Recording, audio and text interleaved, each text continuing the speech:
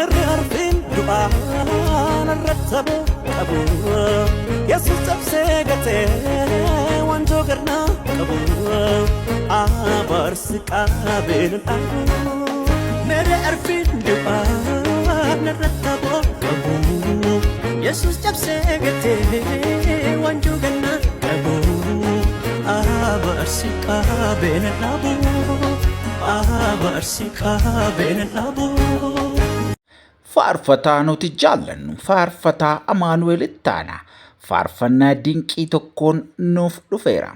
Faarfannaa mata dureen isaa ayyaana isaan jedhuun nuuf dhufeera. Faarfannaan kun egaa faarfannaa dinqii akka ta'e iyyaafanneerra. Muuziqaan isaa obboleessa keenya jaallatamaa Daawit Lammiitiin kan hojjetamedha. Egaa faarfannaan kun faarfannaa baay'ee bareedaa fi ergaa gaarii qabudha. Kan hojjetes Daawit Lammii nama ogummaa muuziqaa ga'umsa gaarii qabudha. Egaa obboleessi keenya Amoon akkuma isinuu beektan faarfataa baay'ee jaallatamaa garraamii fi baay'ee amala qabeessadha. Egaa maarree kana qofaa miti. Obboleessi kun faarfannaa albeemii guutuudhaan illee dhufaa akka jiru iyyaafanneetii jirra. Yeroo dhiyootti egaa faarfannaa qeenxee kana booddeedhaan albeema guutuudhaan illee akka dhufaa jiru iyyaafanneerra jechuudha. Egaa maarrii baga gammaddan nami hundumtuu itti bohaaruuf itti bashannanuuf qophaa'aa isiniin jenna. Kun egaa oduu gammachiisaa oduu baay'ee namatti toludha. Egaa hordoftoota keenya namni kamuu dhaggeeffachuuf qophaa'aa isiniin jenna. Faarfannaan albeema guutuu sun immoo baay'eedhuma kan miidhaguu fi baay'eedhuma ergaa gaggaarii kan qabuu fi miidhagina olaanaadhaan bareedee muuziqaa gaariidhaan kan hojjetamedha. Isa kanaaf namni kamuu dhaggeeffachuuf haa qophaa'u.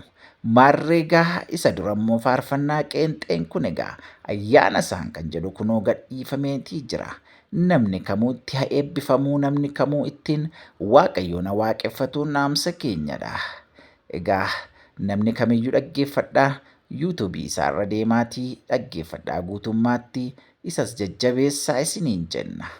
Maarree egaa yuutuubii keenyaafis immoo haaraa kan taatan sabskiraayib gochuudhaan maatiinuuf ta'aa isiniin jenna. Faarfannaa isaatti immoo eebbifamaa. Amoon nama garraamii fi faarfataa namni hundumtuu jaallatu qaxadee nama gad of deebisee hojii Waaqayyoo hojjetu waan ta'eef namni kamiyyuu egaa ayyaana isaa kanatti tajaajilamaa isa birallee dhaabbadhaa deeggaraa waan deeggaruu qabdaniin isiniin jenna. Egaa namni kamuu akka itti eebbifamu akka faarfannaa isaatiin wajjin Waaqayyoon waaqeffatuu fi yuutuubii isaarraallee deemee isa tumsu sabskiraayib gochuun egaa asumaan isiniif dhaamna. Hordoftoonni Gonfoo miidiyaa akkasiin nun qaanessin immoo beekna. Kanaan dura waan meeqa isinitti dhaammannee jechuudha. Kanaaf ayyaana isaan kan jedhuun Waaqayyoon waaqeffadhaa. Waaqayyoon walii wajjin ittiin eebbifamaa. Waaqayyoon waaqeffadhaa guyyaa keessan, torban keessan, sanbata keessan bareechaa isiniin jenna. Kun gammachuu guddaadha. Ijoolleen keenya Waaqayyo isaan gargaaree karaa garaa as ba'aatii jiru. Faarfannaan isaaniis egaa hojjetame inni kaan albeemaan inni kaan qeenxeedhaan ittiin akka Waaqayyoon waaqeffannuuf as ba'aatii jiru. Kanaaf nu immoo egaa ijoollee keenya bira haa dhaabbannu, faarfattoota keenya haa tumsinu. Hanga dandeenye faarfannaa isaanii dhaggeeffachuun yuutuubii isaanii illee haa deeggaru. Akkanumallee teellaadhaan amma isaan jajjabaatanii faarfannaa birootiin dhufaniifillee egaa waan gochuu qabnu waan dandeenyu hundumaan tumsinuun dhaamsa keenya dhaamsa Gonfoo miidiyaati. Isa kanaaf namni kamiyyuu namni hundumtuu akka tumsitan akka bira dhaabbattan akka haala mijeessitaniif gamanumaan isiniif dhaamna. Faarfannaa isaanii qofa dhaggeeffannee bira darbuu osoo hin taane waan tumsuutii qabnu waan deeggaruutii qabnu hundumaan haa tumsinu, bira haa dhaabannu. Maaliif namni hundumtuu jireenya mataa isaa qaba waanta ta'eef tajaajila isaatti immoo jabaatee akka inni dhaabatuuf egaa haa tumsinu isiniin jenna. Maarree egaa hundumti keessan faarfannaa isaaniitiinis eebbifamaa. Jireenya isaaniif immoo waanta barbaachisu tumta barbaachisu hundumaa godhaafi isiniin jenna.